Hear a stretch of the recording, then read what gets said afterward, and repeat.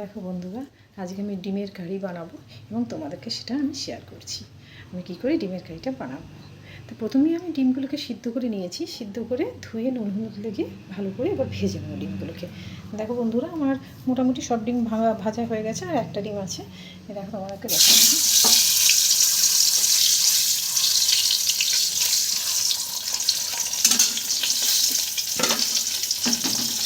ডিমগুলো মোটামুটি ভেজে নিচ্ছি ভালো করে, একটু ফেটে যায়, আসলে সবসময় সব ডিম ভালোভাবে ভাজা হয় না, এটা একটু ফেটে গেছে। তারপর দেখো বন্ধুরা, আমি আলু কেটে রেখেছি, এই যে আলু কেটে রেখেছি, ডিমগুলো ভাজা হয়ে গেছে মোটামুটি।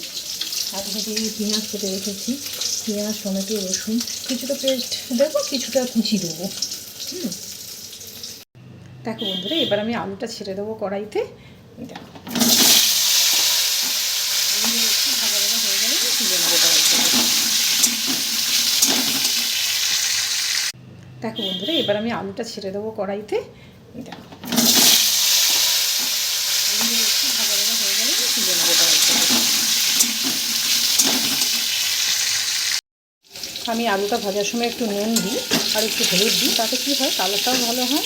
আর ভাজার সময় নুন দিলে নুনগুলো আলুর মধ্যে ভালো করে ঢুকে যাচ্ছে, তার ফলে আলুটা না খেতে টেস্ট হয়।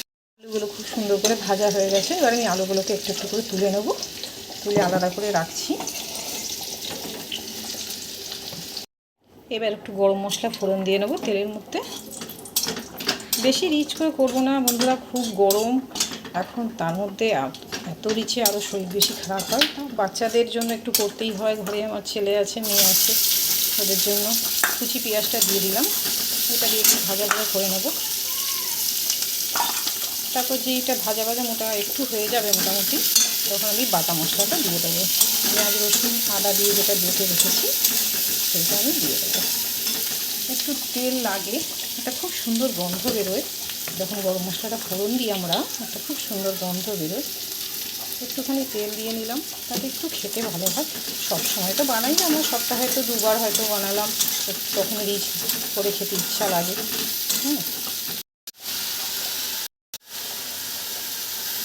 মশলাটা অনেকটা ভাজা হয়ে গেছে, এবার আমি এর মধ্যে একটু জিরে গুঁড়ো,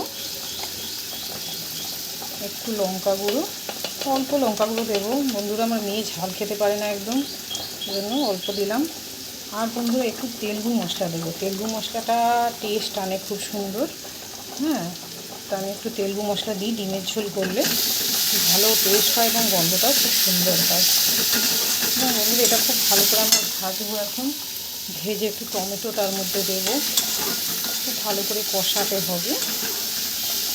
কষানোর সময় আমি এই আলুগুলো তার মধ্যেই দিয়ে দেবো, আলুগুলো দিয়েই কষতে হবে। আর স্বাদ মতো তোমরা নুনটা দেবে, তোমাদের যতক্ষণ স্বাদ নুনটা সেই অনুযায়ী দিয়ে বন্ধুরা ভালো করে এটাকে কষতে হবে। দেখো বন্ধুরা, মশলাটা অনেকটাই কষানো হয়ে গেছে, এবার আমি এর মধ্যে জল দিয়ে দেবো। দেখো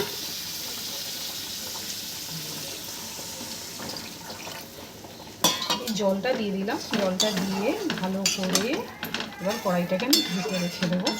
আলুগুলো সিদ্ধ হতে হবে, তারপরে লাস্টে ডিমগুলো দিয়ে দেবো।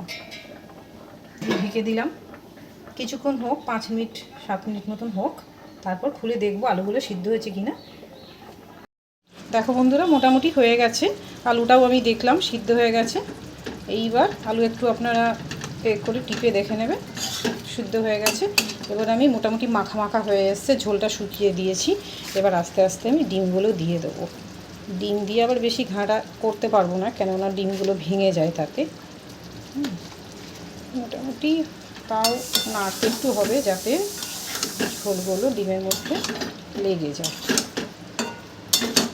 আপনারা চাইলে বন্ধুরা এর মধ্যে একটু কাশ্মীরি লালও দিতে পারেন, আমি দিইনি, দিতে পারেন, তাহলে রঙটা ভালো হয়। মোটামুটি হয়ে এসছে, একটু গরম মশলা গুঁড়ো দিলেও হয়, না হলেও কোনো অসুবিধা নেই, টেস্ট ভালোই হবে। দেখো বন্ধুরা, খুব সুন্দর হয় এটি খেতে, গরম ভাতের সঙ্গে ভালো লাগে।